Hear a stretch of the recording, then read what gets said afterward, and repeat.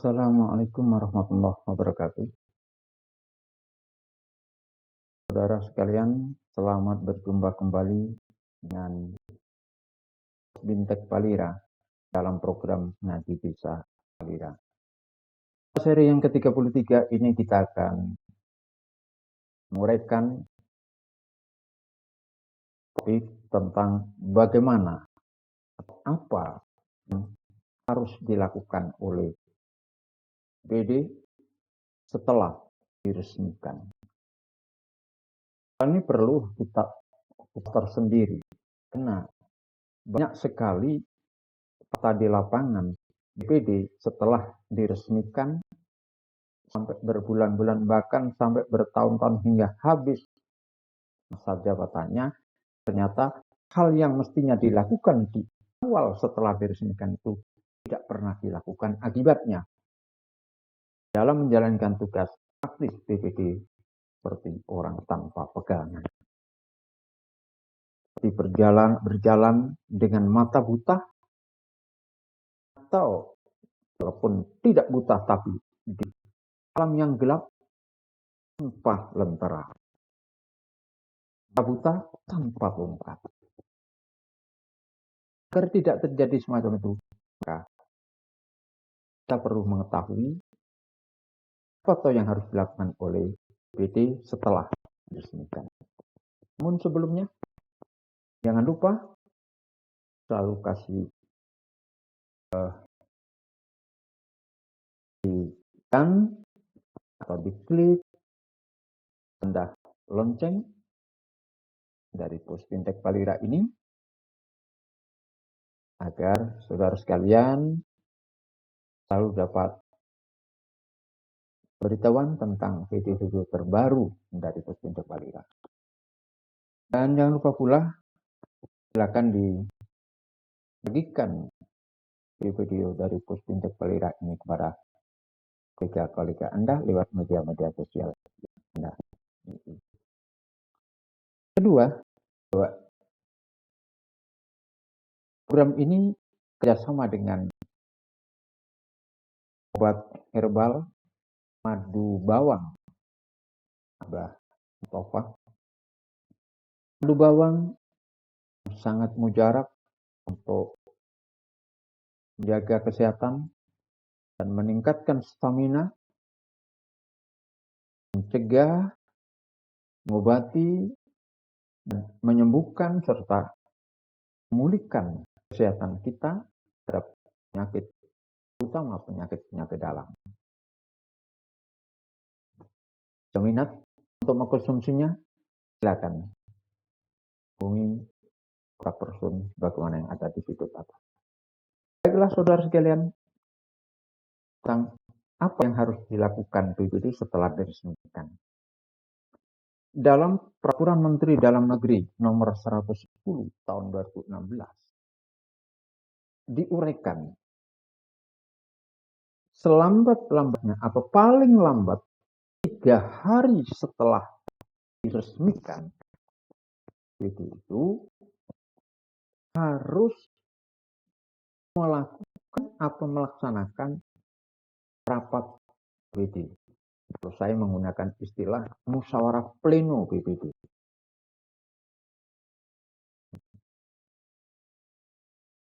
Musyawarah pleno ini yang dilakukan paling lambat 3 hari.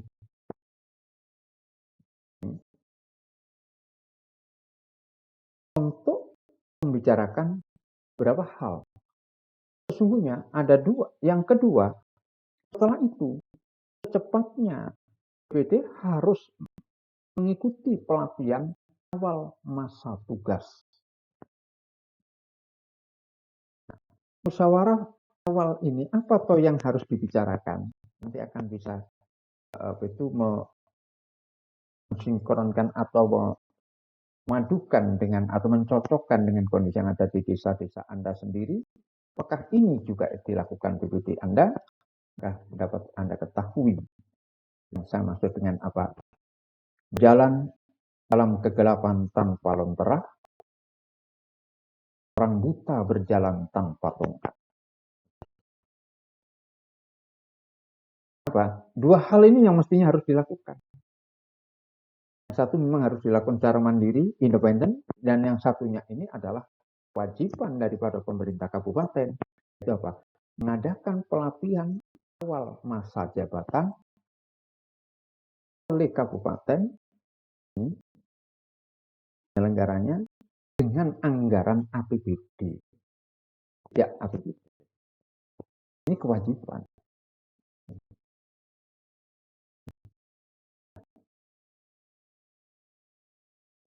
Pada seri ini kita akan bicarakan yang satu saja dulu. Musyawarah pleno BD atau rapat BD. Awal setelah diresmikan. Paling lambat 3 hari setelah diresmikan. Ini yang saya kupas. Dalam musyawarah ini, untuk pertama kalinya musyawarah,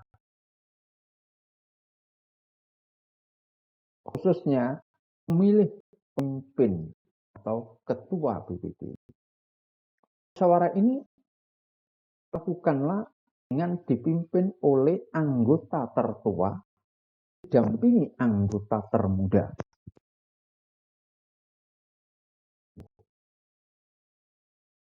Dalam musyawarah ini, secara teknis ya, cukup putuskan baik itu aklamasi, musyawarah mufakat ataupun dengan suara terbanyak, itu terserah. Penting itu dilakukan dalam musyawarah. Baiknya adalah mufakat lah. Ya memang itu ternyata memungkinkan. Jika tidak mungkin maka harus voting begitu. Untuk memilih ketua saja. Ya, musyawarah pertama pilihlah ketua. Dalam satu sesi gitu ya. Nah, setelah itu pimpinan musyawarah akan diserahkan kepada ketua terpilih untuk melanjutkan memimpin musyawarah ini dan agenda melengkapi struktur daripada kepengurusan BPD. Jadi, pada saat pemilihan ketua saja, Bapak itu cukup ketua saja itu di musyawarahnya dipimpin oleh anggota tertua dan didampingi oleh anggota termuda. Kalau sudah, maka lanjut dengan musyawarah pada sesi kedua dipimpin oleh ketua BPD untuk melengkapi strukturnya. Itu apa saja? Masih ada 4 yang harus dilengkapi, yaitu apa? Wakil ketua, sekretaris, kemudian bidang. Bidang yang pertama adalah bidang penyelenggaraan pemerintahan dan pembinaan kemasyarakatan. Bidang yang kedua adalah bidang pelaksanaan pembangunan dan pemberdayaan masyarakat. Kalau bahasanya yang atas-atasan wakil rakyat tanah itu adalah komisi. Tapi dalam di BPD tidak dikenal istilah komisi. Tidak ada bidang A, B, bidang 1, 2 tidak, tetapi bidang langsung berbunyi AC-nya.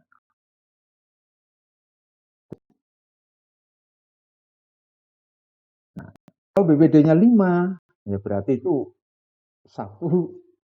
semuanya pada posisi ini. Makanya BPD itu ketika diresmikan adalah hanya keanggotaannya, karena nanti strukturnya itu bunyinya adalah ketua merangkap anggota, wakil ketua merangkap anggota, begitu. Kelima berarti ketua, wakil ketua, sekretaris, lalu satu orang itu sebagai bidang. Jika 7 orang, maka bidang-bidang ini isi dua orang. Apabila anggota BPD-nya 9 orang, maka setiap bidang isilah 3 orang.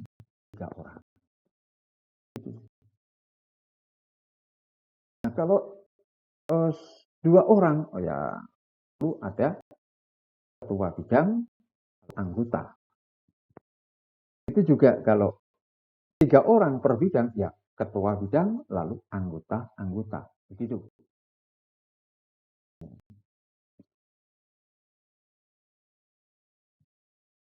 Dengan begitu, maka pada paling lambat 3 hari ini, struktur organisasinya sudah terbentuk. Setelah disepakati struktur tadi, tuangkan dalam berita acara. Tuangkan dalam berita acara, lalu susunlah keputusan BPD. Itu keputusan BPD tentang struktur organisasi BPD. Nah, untuk keputusan tentang struktur organisasi atau kelembagaan BPD ini, setelah putuskan, ada berita acaranya, ada daftar hadirnya, lampiran atas keputusan tadi, sampaikan kepada camat untuk dibuatkan pengesahan. Pengesahan camat tidak berupa surat, tapi juga keputusan. Jadi keputusan camat tentang pengesahan atas keputusan BPD bisa ini nomor sekian, ini sekian tentang struktur organisasi BPD.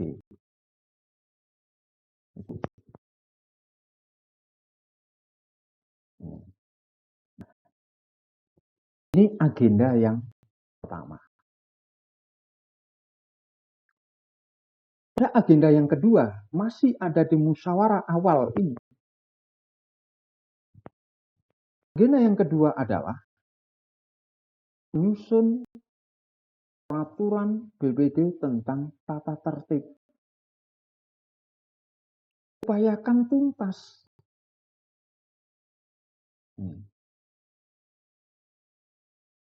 Agar apa? BPD setelah begitu diresmikan, itu sudah punya SOP. Bagaimana mekanisme menjalankan tugas itu sudah tahu. SOP itu diatur dalam aturan yang disebut dengan peraturan tata tertib BPD. Tentang rinciannya tata tertib ini nanti akan kita uraikan dalam seri atau yang akan datang.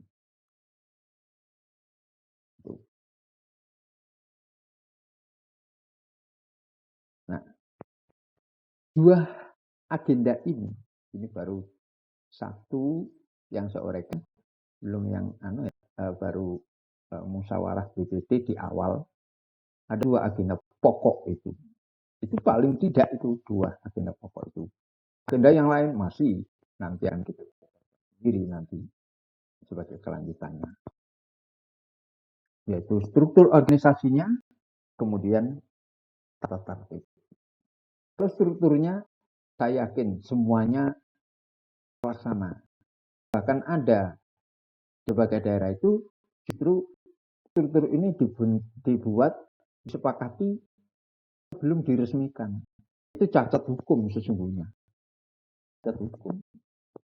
Nah jelas saya belum punya kewenangan untuk membuat sebuah keputusan apa.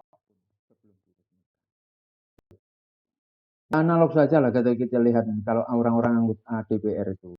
Setelah dia mengucapkan sumpah baru dia membentuk perangkat DPR itu.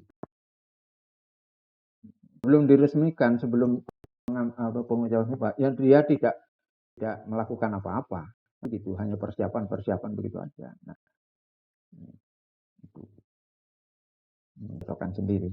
Yang kedua adalah tata tertib. Untuk tata tertib ini, karena dalam waktu 3 hari tadi, nah sebaiknya sebelum dilantik, apa lakukan musyawarah-musyawarah untuk apa? Untuk membuat satu rancangan tata tertibnya. Rancangan tata tertib ini supaya nanti begitu pas dibahas setelah diresmikan itu tidak alot pembahasannya, tidak lama.